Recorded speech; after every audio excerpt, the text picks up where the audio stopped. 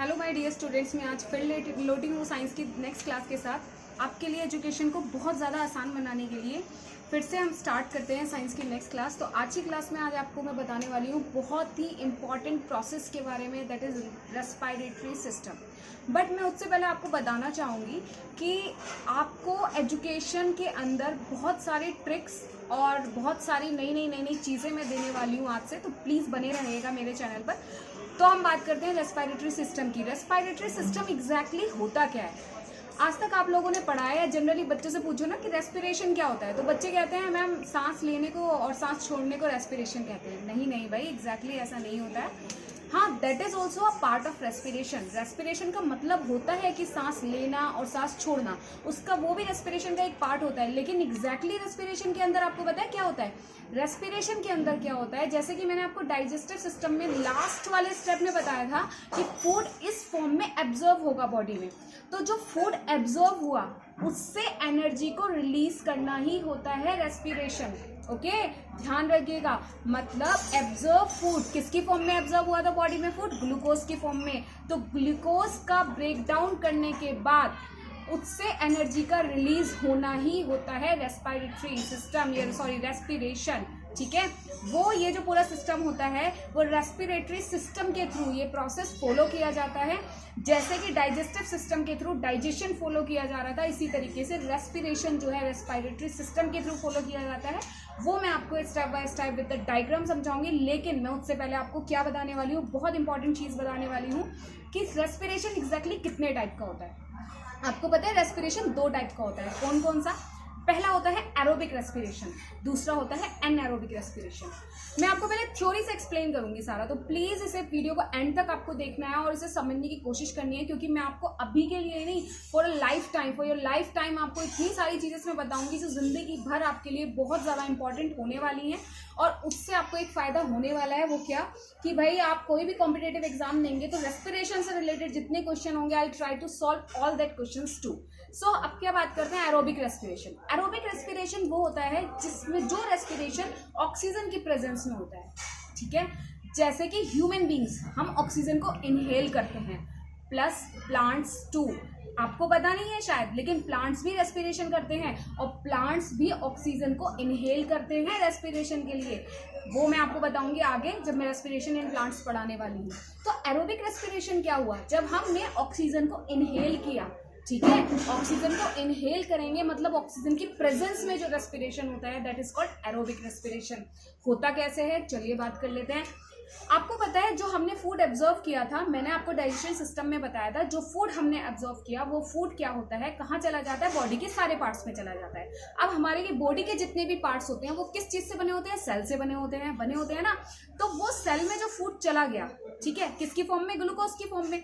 अब भाई जैसे ही सेल के अंदर, मतलब मान लो मेरा फूड यहाँ की सेल के अंदर आ गया, अब जब सेल में फूड आ गया, उस फूड को, जो फूड सेल के अंदर आया है आपका, वो फूड तुरंत सेल के अंदर साइटोप्लाज्म में पहुंचते ही, सेल में साइटोप्लाज्म होता है ना, ये तो छोटी जूनियर क्लासेस में आपने पढ़ा है। वो साइटोप्लाज्म में पहुंचने के बाद ही किस में कन्वर्ट हो जाता है? पाइरूवेट में कन्वर्ट हो जाता है। किसमें? पाइरूवेट में। पाइरूवेट क्या है? 3 कार्बन कंपाउंड है। जो ग्लूकोज होता है वो 6 कार्बन कंपाउंड होता है, ठीक है। और जो पाइरूवेट होगा वो तुरंत टूटेगा साइटोप्लाज्म में जाते ही 3 कार्बन कंपाउंड के अंदर, राइट। अब वो जो 3 कार्बन कंपाउंड जैसे ही वो टूटा तो वो इंतजार करता है ऑक्सीजन का। जैसे ही आपने सांस ली, ऑक्सीजन गई, तो वो पाइरूवेट किसके साथ साथ? ऑक्सीजन के साथ साथ चला जाता है माइटोकॉन्ड्रिया में। कहाँ जाता है? माइटोकॉन्ड्रिया में। बाकी का जो प्रोसेस आपका होगा एनर्जी रिलीज करने का, माइटोकॉन्ड्रिया में होगा। तभी माइटोकॉन्ड्रिया को बोला जाता है powerhouse of the cell. समझ गए क्यों बोला जाता है powerhouse of the cell? क्योंकि एनर्जी रिलीज माइटोकॉन्ड्रिया के अंदर ही होगी और स्टोर भी माइटोकॉन्ड्रिया के अंदर ही होगी, ध्यान रखिएगा। तो अब जैसे ही वो पहुंचा, किसके अंदर पहुंचा? माइटोकॉन्ड्रिया के अंदर पहुंच गए दोनों चीजें। अब माइटोकॉन्ड्रिया के अंदर पहुंचते ही एक ब्लास्ट होगा, मतलब एक रिएक्शन होगी। क्या रिएक्शन होगी? वो क्या करेगा, जो आपका पाइरूवेट 3 कार्बन कंपाउंड था वो ऑक्सीजन की वजह से और टूट जाएगा। किसमें? सिंगल कार्बन कंपाउंड में। और सिंगल कार्बन कंपाउंड क्या होता है जो बनेगा? Carbon dioxide. समझ गए क्या होता है? Carbon dioxide. ऐसे बनती है बॉडी में कार्बन डाइऑक्साइड। और क्या बनता है? Water plus high amount of energy release होती है। क्या रिलीज होती है? हाई अमाउंट ऑफ एनर्जी, मतलब 38 एटीपी के फॉर्म में, जिसे बोलते हैं एडिनोसिन ट्राइफॉस्फेट। इसका थोड़ा सा पार्ट मैं आपको जब बताऊंगी, जब मैं डायग्राम आपको समझाऊंगी। तो ये होता है एरोबिक रेस्पिरेशन। यहाँ से कुछ क्वेश्चन अराइज होते हैं। एक चीज और, जो ऑक्सीजन कैरिंग पिगमेंट होता है, मतलब वो ऑक्सीजन जैसे हमने इनहेल की, वो हमारी बॉडी में लंग्स के थ्रू ब्लड में चली जाती है, और ब्लड में जाने के बाद ऑक्सीजन कैरिंग पिगमेंट होता है, दैट इज हीमोग्लोबिन। हीमोग्लोबिन ही उसको, ऑक्सीजन को सेल तक पहुंचाने का काम करेगा। ध्यान रखिएगा, क्या? हीमोग्लोबिन। मैं आपको बता दूं, कुछ क्वेश्चन यहाँ से बहुत इंपॉर्टेंट अराइज होते हैं। जैसे कि पहला क्वेश्चन अराइज होता है, एरोबिक रेस्पिरेशन क्या होता है? जो ऑक्सीजन की प्रेजेंस में होगा। ऑक्सीजन कैरिंग पिगमेंट क्या होता है? हीमोग्लोबिन होता है। तीसरा, कहां पर होता है ये प्रोसेस? पहले साइटोप्लाज्म में पायरुवेट में टूटेगा, उसके बाद माइटोकॉन्ड्रिया के अंदर किस चीज में टूट जाएगा? ये किस चीज में टूटने का बताया था माइटोकॉन्ड्रिया के अंदर? बताइए। हाँ, एक किस फॉर्म में टूटेगा? सिंगल कार्बन कंपाउंड में जाकर टूट जाएगा, जिसे बोलेंगे एडिनोसिन ट्राइफॉस्फेट। ध्यान रखिएगा। हाँ, और एक और चीज, बहुत सारे स्टूडेंट ने मुझे फील्ड लाइफ क्लासेस के बारे में बताया है। देखिए, अगर आपकी कोई भी प्रॉब्लम है, और कुछ ऐसे बच्चे हैं जो इंग्लिश नहीं बोल सकते, कम्युनिकेट नहीं कर सकते, और आजकल क्लासेस भी नहीं ले सकते, और उन्हें बहुत हेजिटेशन होती है, तो I can give you the live classes too. For that you have to comment me, comment करिए। मैं आपको साथ साथ बोलकर सीखेंगे, हम आपस में बात भी करेंगे, कम्युनिकेट भी करेंगे। उसके लिए आप मुझे कमेंट करिएगा। अगर आपको वीडियो अच्छी लगे तो प्लीज लाइक, शेयर, सब्सक्राइब करना बिल्कुल मत भूलना। चलिए आगे बढ़ते हैं। एरोबिक रेस्पिरेशन की बात कर ली, अब हम बात करते हैं एनारोबिक रेस्पिरेशन की। एनारोबिक नाम से समझ आ रहा होगा। एनारोबिक रेस्पिरेशन मतलब होता है कि जब रेस्पिरेशन बिना ऑक्सीजन के होगा। अब बोलोगे बिना ऑक्सीजन के? हाँ भाई, बिना ऑक्सीजन के भी होता है। बहुत सारे हमारे ऐसे जो सिंपल सेलुलर जो ऑर्गेनिज्म होते हैं, वो करते हैं बिना ऑक्सीजन के रेस्पिरेशन। कैसे करते हैं बिना ऑक्सीजन के रेस्पिरेशन? बताते हैं। ईस्ट के बारे में आपने सुना होगा, पढ़ा होगा जूनियर क्लासेस में, ईस्ट क्या होता है, ईस्ट क्या होता है। अब ईस्ट क्या करता है? ये बिना ऑक्सीजन के रेस्पिरेशन करता है। आपको पता है भाई, दुनिया में जो आया है वो रेस्पिरेशन तो करेगा ही। लिविंग थिंग में रेस्पिरेशन होगा ही होगा, चाहे कुछ भी कर लो। आप सो रहे हो, खड़े हो, बैठे हो, इवन यू आर रिलैक्सिंग, अगर आप रिलैक्स भी कर रहे हो, आफ्टर ऑल रेस्पिरेशन तो होगा ही होगा। ठीक है, ऐसे ही ईस्ट है। आप सोचोगे भाई इतना सी चीज भी रेस्पिरेशन करेगी, अरे भाई करेगी भाई, रेस्पिरेशन, जिंदा रहना है तो रेस्पिरेशन करना बहुत ज्यादा जरूरी है। अब वो रेस्पिरेशन कैसे करता है ईस्ट क्या करता है? वो बिना ऑक्सीजन के रेस्पिरेशन करेगा। क्या काम होता है वो, क्या करता है एग्जैक्टली? भाई ईस्ट का जो यहाँ तक का प्रोसेस था ना, ईस्ट की सेल हो गई, सेल में साइटोप्लाज्म होगा, ग्लूकोज की फॉर्म में फूड लिया, पायरुवेट में टूट गया। ये सब में सेम होगा, बिल्कुल, इसे बिल्कुल नहीं बदलना है आपने, बिल्कुल सेम एज इट इज बता देना है। उसके बाद क्या होगा? यहाँ ऑक्सीजन नहीं लेता ईस्ट, ऑक्सीजन करता है फर्मेंटेशन प्रोसेस। क्या करता है? फर्मेंटेशन प्रोसेस, जो कि बहुत इंपॉर्टेंट है हमारे बहुत सारे फूड आइटम में हम ईस्ट का इस्तेमाल करते हैं, वो भी मैं अभी बताऊंगी आपको। तो फर्मेंटेशन प्रोसेस के थ्रू क्या करता है ईस्ट क्या करता है? फर्मेंटेशन प्रोसेस करता है। सेल में साइटोप्लाज्म में पायरुवेट बन गया, पायरुवेट फर्मेंटेशन प्रोसेस के थ्रू टूटेगा 2 कार्बन कंपाउंड में, जिसे बोलेंगे इथेनॉल। तो क्या बनाया उसने? इथेनॉल बनाने का काम किया। अब जब उसने इथेनॉल बना लिया तो इथेनॉल के साथ साथ रिलीज होगा कार्बन डाइऑक्साइड प्लस एनर्जी, लेकिन 2 एटीपी ओनली। कितने एटीपी? 2 एटीपी, यानी कि कम अमाउंट ऑफ एनर्जी रिलीज होगी एरोबिक रेस्पिरेशन के तुलना में। अगर हम देखेंगे तो एरोबिक रेस्पिरेशन में हाई अमाउंट ऑफ एनर्जी। भाई हम ह्यूमन बींग्स है, काफी सारे काम करते हैं, तो हमें ज्यादा अमाउंट ऑफ एनर्जी चाहिए। लेकिन जो हमारे ये है ईस्ट है, सिंपल सेलुलर ऑर्गेनिज्म होता है, तो इसे ज्यादा एनर्जी की नीड नहीं होती, तो कम एनर्जी रिलीज करता है अपनी बॉडी से। समझ गए आप? तो कम एनर्जी रेस्पिरेशन में जितनी थोड़ी बहुत एनर्जी चाहिए उसके लिए काफी होती है, तो एनारोबिक रेस्पिरेशन को ही फॉलो करता है। ईस्ट का इस्तेमाल हम बहुत जगह करते हैं। कहाँ? आपने देखा होगा काफ़ी सारे जो बेकरी आइटम्स होते हैं ना, फूड, जो केक हो गया, सारी चीज़ों को, केक या उनका जो डो होता है, डो मतलब उनका जो आटा होता है, उसको फ्लफी बनाने के लिए ईस्ट डाला जाता है। ठीक है, क्योंकि ईस्ट डालने के बाद वो कार्बन डाइऑक्साइड रिलीज करेगा, इथेनॉल रिलीज करेगा, जिससे वो खाना जो होता है, जो आटा होता है, डो होता है, जो फ्लफी हो जाता है। फ्लफी होने की वजह से वो काफ़ी अच्छा केक, जिसे आप बहुत सब पसंद करते हैं, वो ईस्ट की प्रेजेंस के कारण ही बन पाता है। तो ये था एनारोबिक रेस्पिरेशन।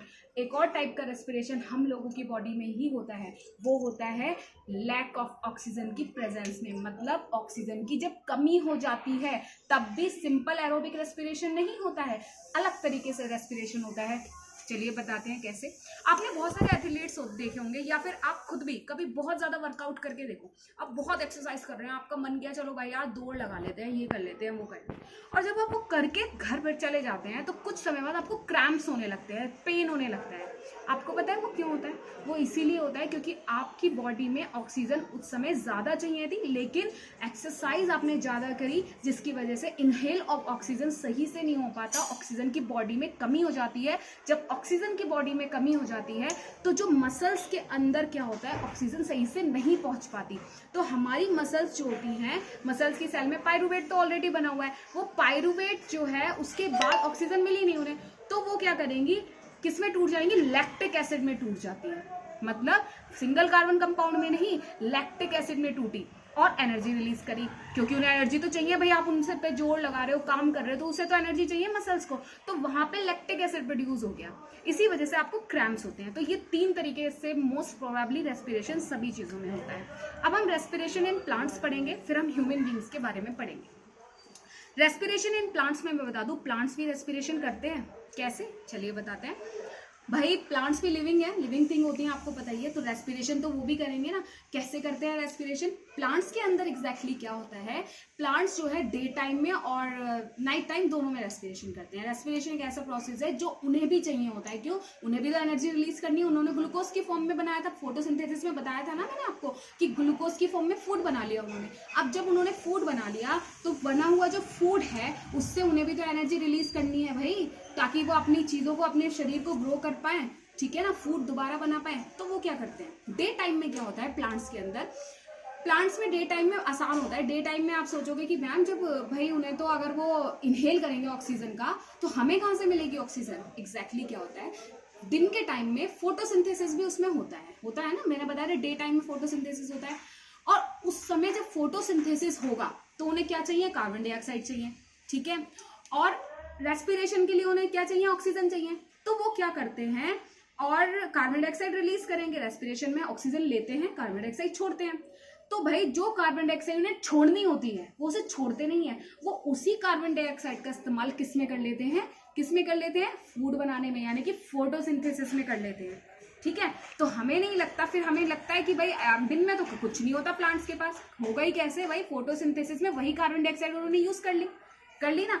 और भाई जो ऑक्सीजन है वो कहाँ से आई, ऑक्सीजन तो वो खुद ही मैन्युफैक्चर कर रहे थे ना, उसमें से ही थोड़ा सा अमाउंट ऑफ ऑक्सीजन वो खुद लेकर एनर्जी रिलीज कर लेते हैं और रेस्पिरेशन के प्रोसेस को कंप्लीट कर लेते हैं। लेकिन नाइट टाइम में नहीं होता है ऐसा। नाइट टाइम में बताया, आपने सुना भी होगा, पेड़ों के पास नहीं सोना चाहिए, बड़े बड़े पेड़ जो वहाँ नहीं जाना चाहिए, ये होता है वो होता है। एग्जैक्टली होता कुछ नहीं है भाई फोटोसिंथेसिस तो होगा नहीं रात में, सनलाइट ही नहीं है, तो सिर्फ क्या होगा, रेस्पिरेशन होगा तो कार्बन डाइऑक्साइड रिलीज होगी ज़्यादा अमाउंट में, जब ज़्यादा अमाउंट में रिलीज होगी तो भाई आपको प्रॉब्लम हो सकती है, सफोकेशन फील हो सकता है। इसलिए प्लांट्स के पास जाने को रात में मना किया जाता है। आपको समझ में आ गया होगा प्लांट रेस्पिरेशन कैसे करते हैं। लेकिन प्लांट्स का जो हर एक पार्ट है ना वो अलग रेस्पिरेशन करता है। रूट्स अलग रेस्पिरेशन करेंगी, स्टेम्स अलग रेस्पिरेशन करेंगे, लीव्स अलग रेस्पिरेशन करेंगे। क्योंकि रूट्स जो होती हैं, क्योंकि प्लांट्स के सारे पार्ट्स अलग अलग होते हैं। रूट्स बिल्कुल नीचे होती हैं, आपकी जड़ें नीचे होती हैं पानी के, तो वो पानी से ही ऑक्सीजन को ले लेती हैं और रेस्पिरेशन कर लेती हैं। इसी तरीके से जो स्टेम होता है वो इतना मोटा होता है काफ़ी, तो उसी तरीके से उसमें लेंटिकल्स मिलते हैं जो काफ़ी मोटे स्टेम्स होते हैं। अगर नहीं होते, पतले स्टेम्स में स्टोमेटा होते हैं, तो उससे वो गैसेस एक्सचेंज करके रेस्पिरेशन करते हैं। डिफ्यूजन प्रोसेस के थ्रू क्या करते हैं, वो ऑक्सीजन थोड़ी सी एब्जॉर्ब कर लेते हैं, उसी को रिलीज कर, अपनी जो फूड है उसे तोड़ के एनर्जी रिलीज कर लेते हैं।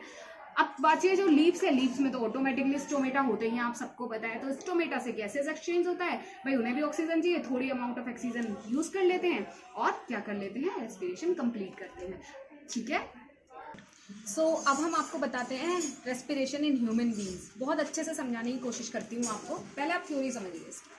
ह्यूमन के अंदर क्या होता है, जिस तरीके से डाइजेस्टिव सिस्टम होता है ऐसे ही रेस्पिरेटरी सिस्टम भी होता है। क्या होता है, ये जो सब, इसमें बहुत सारे पार्ट्स जो होते हैं रेस्पिरेटरी सिस्टम के इन्वॉल्व होते हैं। जैसे कहाँ से स्टार्ट होता है, हमारे नेसल पैसेज जो होते हैं ना, हमारे जो नेसल पैसेज होते हैं ना, यहाँ से हम इनहेल करते हैं एयर का। पता है ना आपको, जो एनवायरनमेंट में ऑक्सीजन प्रेजेंट होती है आप उसको इनहेल करते हैं, ठीक है। क्या एनवायरनमेंट जो ऑक्सीजन प्रेजेंट है आपने उसको इनहेल किया, यानी कि आपने ऑक्सीजन को इनहेल कर लिया। अब जैसे ही आपने ऑक्सीजन को इनहेल करा तो वो किससे, लैरिंग और फेरिंग्स, ये भी मैं आपको डायग्राम में समझाऊंगी, से होते हुए कहाँ पर चली जाती है, आपकी ट्रैकी में जाती है। ट्रैकी जो होती है ना, ट्रैकिया जो होते हैं, जैसे ट्रैकिया भी बोलते हैं, ट्रैकिया जो होते हैं इसके अंदर छोटे छोटे वॉल्व होते हैं, गोल गोल वॉल्व, मतलब वो एक ऐसी वॉल्व, मतलब जो होता है वो कार्टिलेज के बने होते हैं। कार्टिलेज मतलब जो सॉफ्ट बोन होती है ना, ऐसे होते हैं वो क्यों होते हैं, वो ट्रैकिया करते हैं कि एयर को कोलैप्स होने से रोकते हैं, ताकि आसानी से जो एयर है वो जा सके दोनों लंग्स के अंदर। जैसे ही लंग्स में एयर चली जाती है तो जो हमारे ब्रोंक्यूल्स होते हैं, जो हमारी ब्रोंकाई होती है, वो ब्रोंकाई एयर को डिवाइड कर देती है। वो ब्रोंकाई जो होती है वो ब्रांचेस होती है, वो मैं डायग्राम में समझाऊंगी, और वो फिर से डिवाइड होती है सब ब्रांचेस में, जिसे ब्रोंक्यूल्स बोलते हैं। वो ब्रोंक्यूल्स में एयर को भेजती है, और एयर को ब्रोंक्यूल्स में भेजने के बाद वो एल्वोलाई में एयर को भेज देती है। एल्वोलाई एक बैग लाइक स्ट्रक्चर होती है, छोटी सी बैलून लाइक स्ट्रक्चर होती है, उसमें भेज देती है। अब जैसे ही ऑक्सीजन उसके अंदर गई तो वहां पे जो एल्वोलाई होती है वो ऊपर से ब्लड वेसल्स, ब्लड कैपिलरीज से ढकी हुई होती है, तो वो क्या करेगी, ऑक्सीजन ब्लड में ट्रांसफर कर देगी। अब ब्लड में आ गया हीमोग्लोबिन, अब हीमोग्लोबिन क्या करेगा, वहां से उठाएगा ऑक्सीजन को और सेल तक पहुंचाने का काम करेगा। और फिर प्रोसेस स्टार्ट होगा सेल में, वही एरोबिक रेस्पिरेशन जो मैंने आपको थ्योरी में अभी समझाया था, अब मैं आपको लिख कर भी समझाऊंगी विद द डायग्राम। चलिए स्टार्ट करते हैं। सो देखिए, मैं आपको रेस्पिरेटरी सिस्टम ड्रॉ कैसे करते हैं वो बताती हूँ। जैसे मैंने आपको फेस ड्रॉ करना उसमें बताया था, this is your choice, if you want to draw कर सकते हैं, if you don't want that's okay, there is no need to draw that. ठीक है, फेस ड्रॉ करना मैंने आपको बताया था, आपने ऐसे फेस ड्रॉ किया, ये आपका माउथ हो गया। ठीक है, माउथ हो गया। अभी हमारे नेसल पैच से ही हम एक इस तरीके के स्ट्रक्चर ड्रॉ करेंगे। ये हमारा फिर माउथ हो गया, माउथ में ये टीथ हो गए, फिर ये दूसरा हो गया। आई एम सो सॉरी, आज बहुत ज़्यादा वॉइस है, बट वेदर भी बहुत ज़्यादा अच्छा नहीं है, इसलिए थोड़ा डिस्टर्बेंस हो सकता है, but please use headphone and ये Bluetooth whatever you can use to listen my voice carefully. तो आपको क्या करना है, ये आपने ड्रॉ किया, फिर आपने फिर से ये सिस्टम इस तरीके से यहाँ पे आपको एक पाइप लाइक स्ट्रक्चर फॉर्म करनी है। कैसे, पाइप लाइक। अब इसके अंदर आपको bone like structure double draw कर देनी है, कुछ भी नहीं करना। इतना सिस्टम तो भाई आपको याद ही रखना पड़ेगा, ये आपको याद रखना है खुद से, ठीक है ना। अब आपको क्या हो गया, ये नेसल पैसेज है आपके, तो आपने ये बना दिया यहाँ है कि नेसल पैसेज। ठीक है, नेसल पैसेज बनाने के बाद आपने क्या करा, अब आपका यहाँ से फिर से शुरू होना स्टार्ट हो जाता है। ये आप पाइप ड्रॉ करना है आपको, जैसे सीधा सीधा बिल्कुल पाइप ड्रॉ करना है, बिल्कुल सीधा ले आइए इसको, सीधा लाके से 2 पार्ट्स में डिवाइड कर देंगे आप, 1 और 2। लंग्स 2 होते हैं, ये तो आपको पता ही होगा। इस पाइप जो आपने बनाया इसके ऊपर ट्रैकी ड्रॉ करेंगे, जो मैंने आपको बताया था ना, कार्टिलेज के बने हुए जो होती हैं हमारी छोटी हल्की पतली पतली सी जो बॉन्स होती है ना, ये प्रोटेक्ट करती हैं। जो अब भाई यहाँ से एयर घुसी, अब हमारे नेसल पैसेज का सबसे पहला काम, नेसल पैसेज के अंदर एयर एंटर होते ही वो क्या करेंगी, एयर में प्रेजेंट, ये हमारे जो नेसल पैसेज है इसमें हेयर प्रेजेंट होते हैं और म्यूकस प्रेजेंट होता है। वो अगर एयर में कोई भी ऐसे डस्ट पार्टिकल्स हैं या कुछ है तो उसे रोक देगी वहीं, ताकि वो फिल्टर हो जाए। अब भाई एयर जो है वो आ गई यहाँ पर, ये हमारे होता है लैरिंग्स और ये हमारा होता है फेरिंग्स।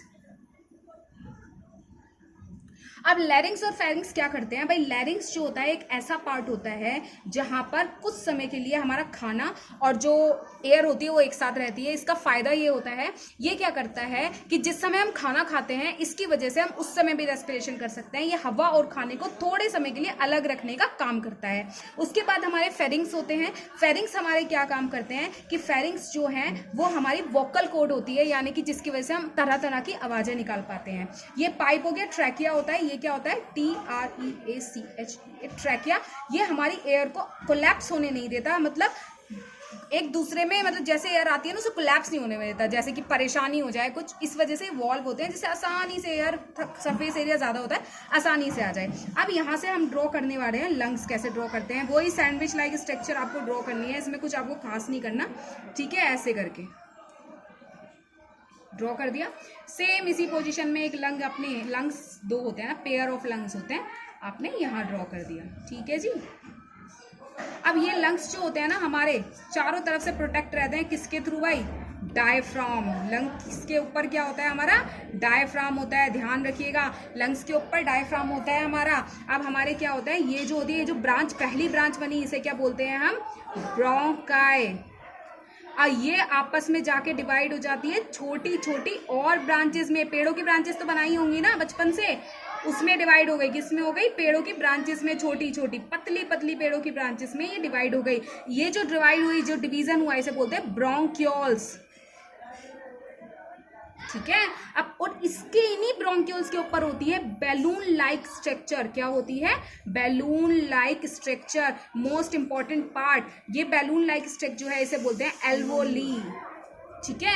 अब यही एल्वोली क्या करती है, इसके ऊपर होती है ब्लड की वेसल्स, ब्लड की कैपिलरी। जैसे ही ऑक्सीजन यहां से होती हुई यहाँ इन बैग्स में आई, ऑक्सीजन ट्रांसफर हो जाती है कहाँ, सेल में। ये आ गई सेल। सेल में क्या होता है, जो साइटोप्लाज्म था उसने जो पहले से फूड इसके अंदर आया था ग्लूकोज की फॉर्म में, उसे किस में कन्वर्ट कर दिया था, पायरूवेट में कन्वर्ट कर दिया था ना, जो कि 3 कार्बन कंपाउंड था। ये था ग्लूकोज C6H12O6। ग्लूकोज आया, इसने साइटोप्लाज्म ने इसे तोड़ दिया पायरूवेट में।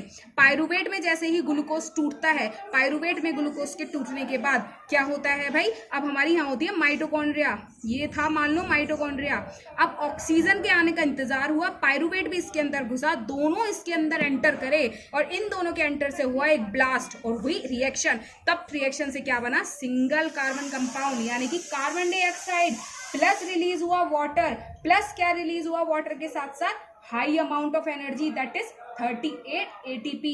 यहाँ से रिलीज होती है हमारी बॉडी में एनर्जी, जिसकी वजह से हम दिन भर के सारे काम को कर पाते हैं। इसी वजह से फूड हमारे लिए बहुत ही नेसेसरी होता है। इस बात का खास ख्याल रखिएगा। 38 ATP यहाँ पे फॉर्म हुए। एग्जैक्टली ATP कहाँ स्टोर होते हैं, हमारे यहाँ पर ही माइटोकॉन्ड्रिया में ADP प्रेजेंट होता है, ADP।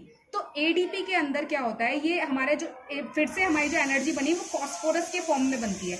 ADP जो होता है ऑलरेडी इसे बोलते हैं एडिनोसिन डाइफॉस्फेट, डी है तो डाई।